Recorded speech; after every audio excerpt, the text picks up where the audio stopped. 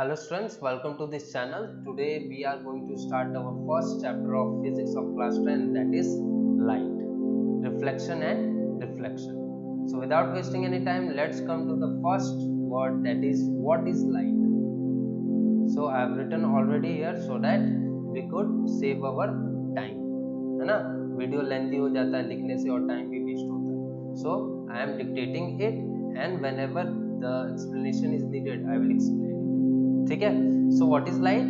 Light is an electromagnetic radiation और wave. ठीक है. Now one of the most important word is in this line is electromagnetic. Electromagnetic radiation क्या होता है बेटा? ये खुद ही पता चल रहा है कि it is consist of two words, that is electro and magnetic. Electro means electric field and magneto means or magnetic means magnetic field. Got it? It means electromagnetic radiations are those radiations comprises of two fields, that is electric field and magnetic field. ठीक है. इस chapter में हम ज्यादा detail में electromagnetic radiations नहीं पढ़ेंगे. जब आप क्लास 11th में जाओगे तो इसको हम डिटेल में पढ़ते हैं. But I can give you one idea about it कि how does it looks like. ठीक है. इलेक्ट्रोमैग्नेटिक रेडिएशन को बेटा सेल्फ सफिशिएंट वेव्स भी कहा जाता है. क्या कहा जाता है? Self sufficient. क्यों कहा जाता है? क्योंकि electromagnetic radiations does not require any medium to travel. ठीक है. इसीलिए इसको सेल्फ सफिशिएंट कहते हैं. But what is the reason behind it? Reason is that कि जो बेटा इलेक्ट्रोमैग्नेटिक फील्ड है उसमें दो फील्ड है, that is electric field and magnetic field. Electric field help for the production of magnetic field and vice versa. Magnetic field help for the production of electric field.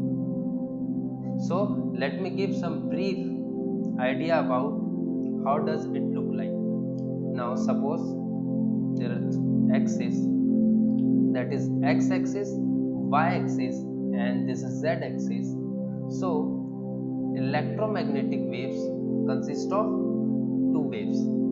One is electric field or electric waves and second is magnetic waves. Apart from that their directions are different. एक x axis में होगा suppose करो, electric field में suppose करता हूँ, और अगर मान लो कि मैग्नेटिक फील्ड y डायरेक्शन में है, so the direction of propagation जो होगा बेटा, मतलब जो वेव जिस डायरेक्शन में ट्रेवल करेगी वो क्या होगा? z. तो आई होप आपको मैंने एक बेसिक फिजिकल सिग्निफिकेंस दे दिया ताकि आप कॉन्फिडेंट रहो कि इलेक्ट्रोमैग्नेटिक रेडिएशंस होती है. ठीक है. उसमें दो फोर्स है, that is electric field, magnetic field, और जो वेव है वो इटसेल्फ पर्टिकुलर अलग डायरेक्शन में जाता है. तीनों का डायरेक्शन अलग है और वो क्या है? x, y and z. It means all the directions of electric field, magnetic field and wave itself is mutually perpendicular. Got it? इसलिए हम कई बार इसको ट्रांसवर्स वेव भी कहते हैं, जो कि हम 11th में पढ़ेंगे. ठीक है. अब ये इलेक्ट्रिक फील्ड हेल्प करता है मैग्नेटिक फील्ड के प्रोडक्शन के लिए और मैग्नेटिक फील्ड हेल्प करता है इलेक्ट्रिक फील्ड के प्रोडक्शन के लिए, एंड द रिजल्टेंट वेव जो फॉर्म होता है इन दोनों के कॉम्बिनेशन से, that is known as electromagnetic radiation. और अगर ये हेल्प कर रहे हैं तो ये तो मीडियम रिक्वायर ही नहीं हो रहा है, ये तो यही तो सफिशिएंट है इसको प्रोड्यूस करने के लिए और ट्रैवल करने के लिए. इसीलिए इसको क्या बोला जाता है? Self sufficient waves. आई होप आपको फर्स्ट पॉइंट क्लियर हो गया. Now second point is that it does not require any medium. So any electromagnetic waves, और जिसमें कि एक लाइट भी एग्जांपल है, वो कोई भी वेव्स हो, they do not require any medium to travel.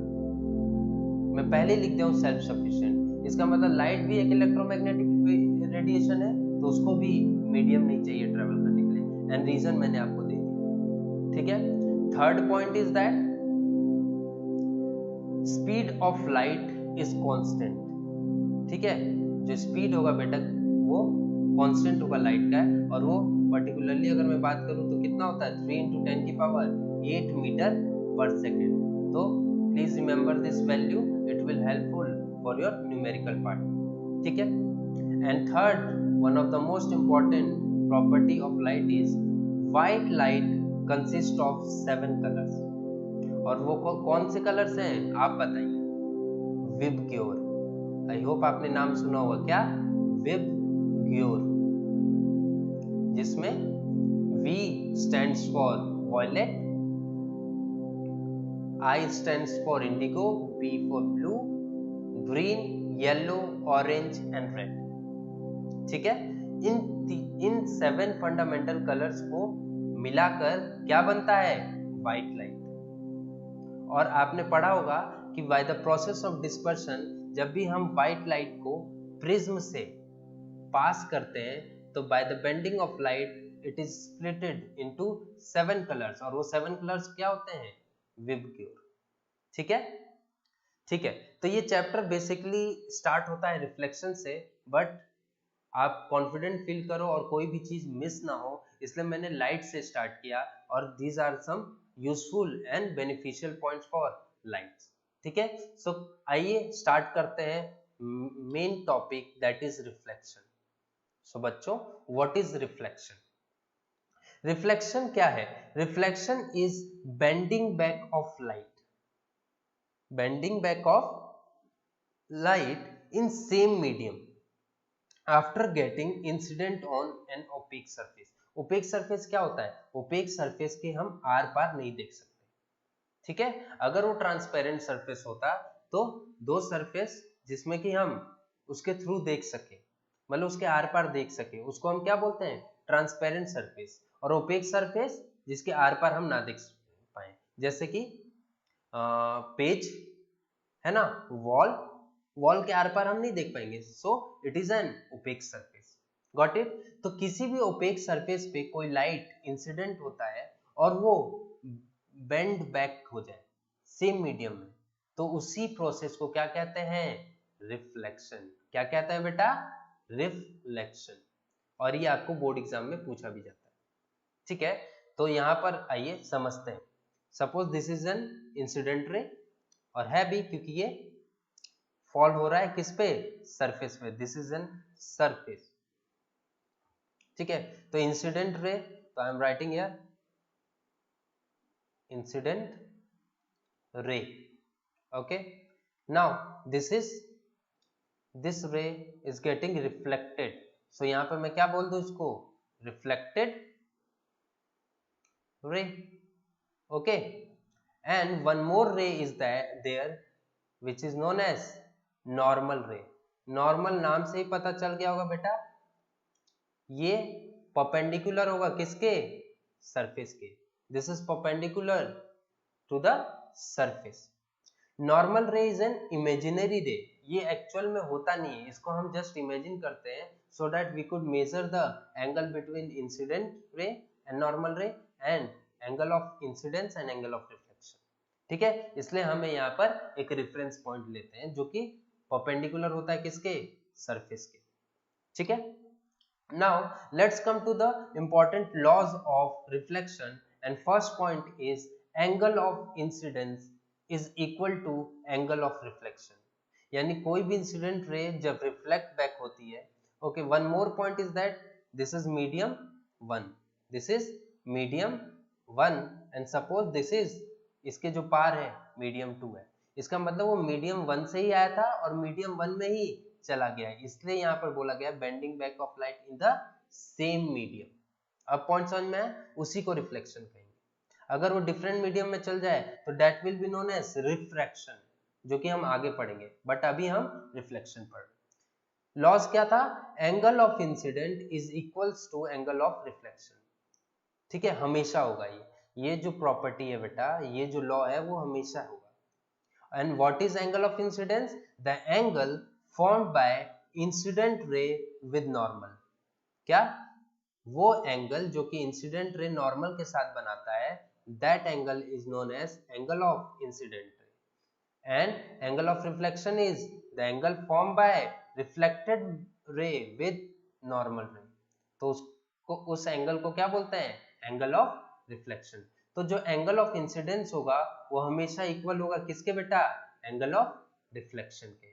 This was the first law of reflection. And second जो कि दिख रहा है incident ray, normal ray and reflected ray always lie on the same plane. ये plane जो है इस पे लाई कर रहा है एंड आगे जो है एट अ पॉइंट, यानी एक पॉइंट पे लाई कर रहा है। आप देख सकते हो सेम प्लेन पे लाई कर रहा है ये तीनों और एक पॉइंट पे जाकर मीट कर रहा है। So this was the two important laws of reflection. I hope आपको क्लियर हो गया।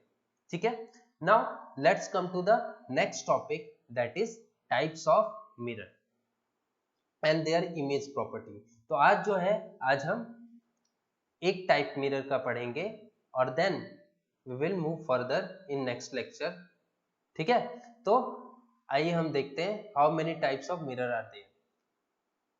First is plane mirror. क्या है बेटा? Plane mirror. And second is spherical mirror. Spherical mirrors. Got it? Now these spherical mirrors are consist of two, मतलब ये भी दो टाइप के होते हैं। पहला कॉनकेव एंड दूसरा कॉन्वेक्स। इन दोनों को कैटेगराइज किस में किया जाता है? स्फेरिकल मिरर में मेनली।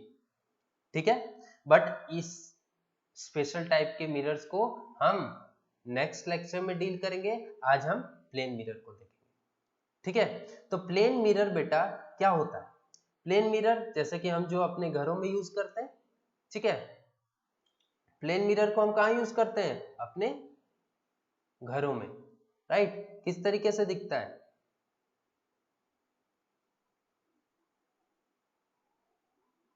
इस तरीके से दिखता है ना? बट उसमें आप उस मिरर के पीछे देखोगे तो आप देखोगे कि वहां पर कोटिंग है और उस कोटिंग को क्या बोलते हैं? Silver coating. अगर वो कोटिंग ना होगा तो क्या होगा? Light will pass through that surface और वो रिफ्लेक्ट नहीं होगी, तो हमारा इमेज नहीं फॉर्म होगा। ठीक है, तो रिफ्लेक्शन नहीं होगा।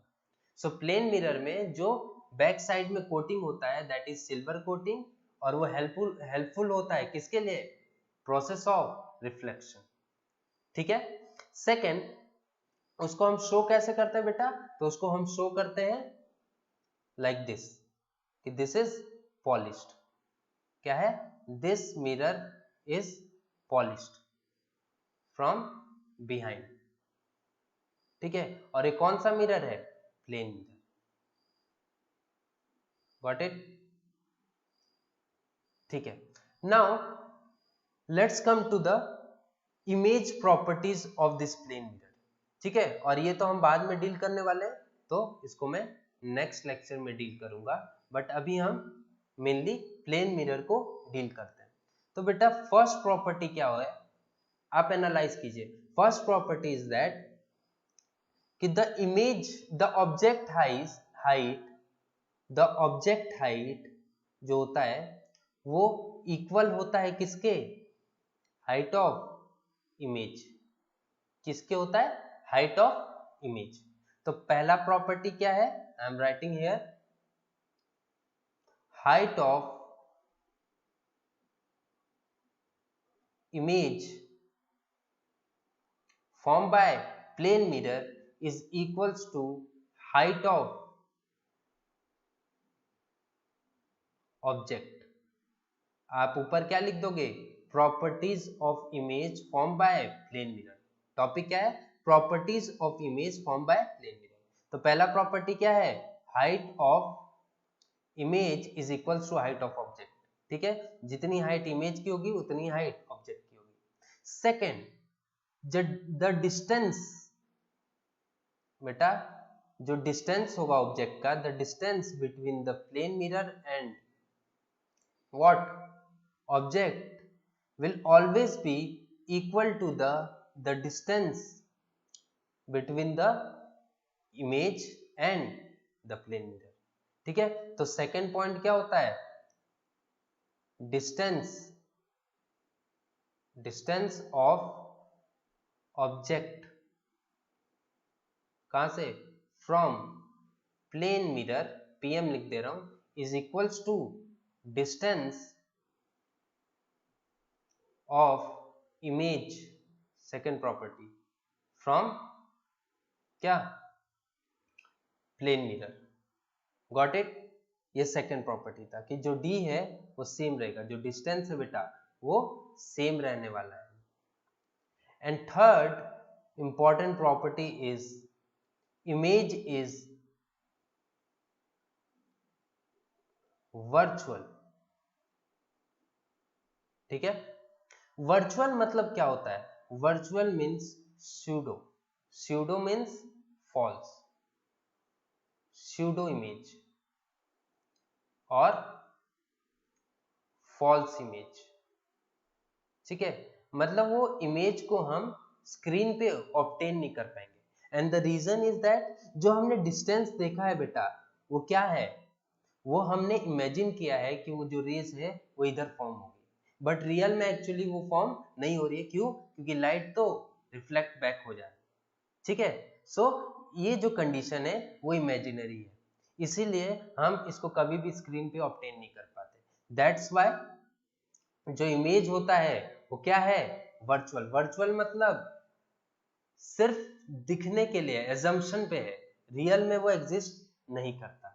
ठीक है, और जब भी वर्चुअल होगा एक बात याद रखना, वो वर्चुअल के साथ साथ इरेक्ट भी होगा। इरेक्ट मतलब सीधा, सीधा मतलब अगर ऑब्जेक्ट इस तरीके से है तो इमेज भी इसी तरीके से।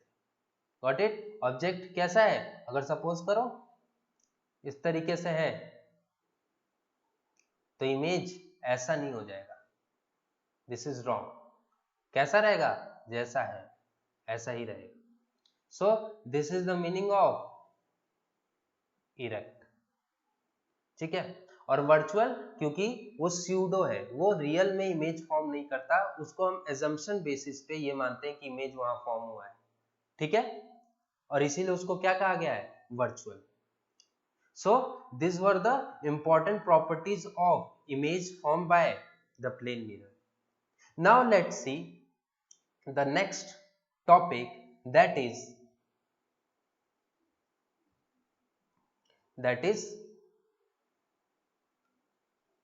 importance or uses of,